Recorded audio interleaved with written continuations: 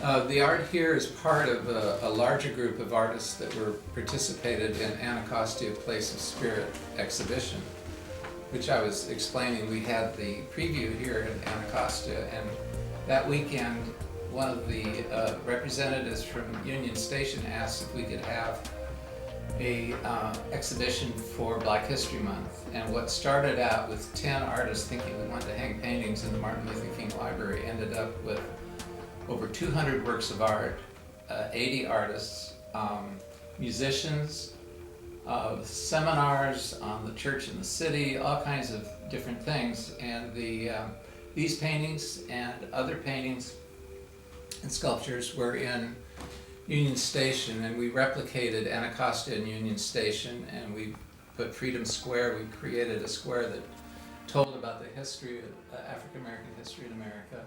And then there was a cafe, like the Amani Cafe, that used to exist. And in there we had community life, and we actually documented the life of a woman who grew up in Anacostia and honored her family. It was really wonderful. And these paintings, Margie Quinn was one of the original artists where we got the idea. And this is to show life here at the Southeast White House. This painting has a special poignancy. If you see the man in the orange with the indistinct lettering on his t-shirt, and even his face is not as finished, Margie never finished the painting, and between the time she never finished him, and between the time when she first did it and the end of the painting, he had been shot in a drug deal and he died.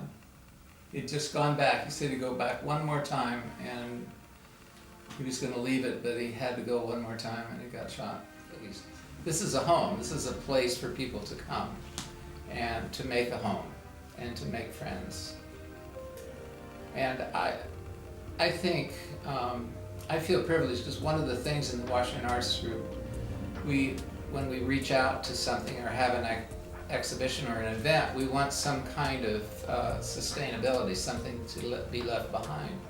And these paintings are so part and parcel of what's going on here now. And this artist has a studio upstairs, so there's a real arts commitment. And now with the dream behind us here, it's going to be even more so. So the arts are one of the greatest ways to bring about reconciliation, because it penetrates the heart without having to say anything.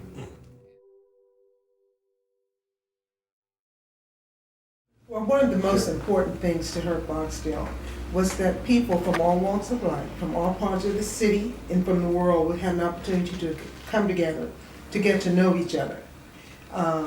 In the United States, it's so divisive, and people do not know each other. So he wanted to bridge that gap and bring people together in a very comfortable setting where they could talk and become friends. And when I think about that, in the legacy that we've had here for 20 years, I often personally just internalize that and just say, God, I can't believe you've done this. And I realize that in my personal life, I need to be reconciled with the Father. I need to be reconciled with God. So me, that being my prime mover in my heart, and I know that everyone is my brother or sister, it is no-brainer for me to say, hey, well, let's open up this house and just sit down. You're my brother and sister. You're someone who's my neighbor, or you're a friend that just didn't know their name until you just came in here, right? But I know we're family. So that's something that I just keep in my heart as I get to work here in this house. One of the things that we say is if you're alive and breathing, if you come to the door, you're welcome. You're welcome. And that's the same spirit that when almost 10 years ago, when my grandfather, Fair Rose, introduced me to this organization, and after going through a very, very trying and difficult time and experiencing homelessness myself and other things, and just needing to be around some love and some people.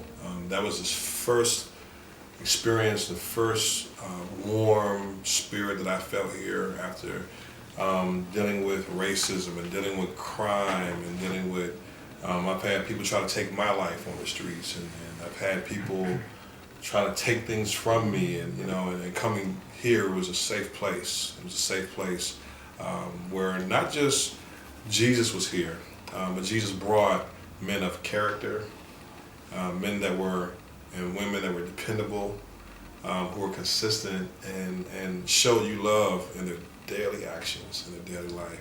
And that was so important to me because after going to seminary school and serving in ministry for almost 12 years and traveling the country and traveling the world and seeing all different types of church structures and different types of ministry structures and sitting in a classroom in seminary with people from all different types of denominations and backgrounds, whether it be Presbyterian or Catholic or AME or Episcopal or Baptist, and just seeing all different types of church governments. In all my travels, I found the spirit of love that was first mentioned in the first century church, where all church came together in Antioch, and they would bring things to the apostles' feet, and when there was a need, they would tell it to the church, and the church would meet the needs of that body. And so I find that spirit in our Tuesday morning prayer breakfasts, where we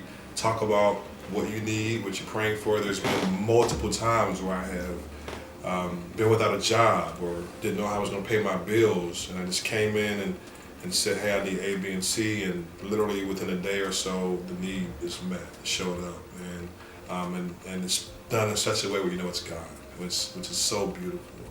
And we're just excited to be a part of that. And what we find here, because of the type of work I do a lot of outreach. So I'm able to take the spirit that's been imparted to me by this ministry, because I'm a recipient. I was a youth mentor here. I was mentored here by previous founders, and I just want to give back. And as I go out in the world and teach other people what I have been taught here, how I have been discipled here, I find that reconciliation is in the heart of people. You talk about the Black Lives Matter movement. Well, on the other side of the aisle, there are people that recognize that reconciliation needs to happen.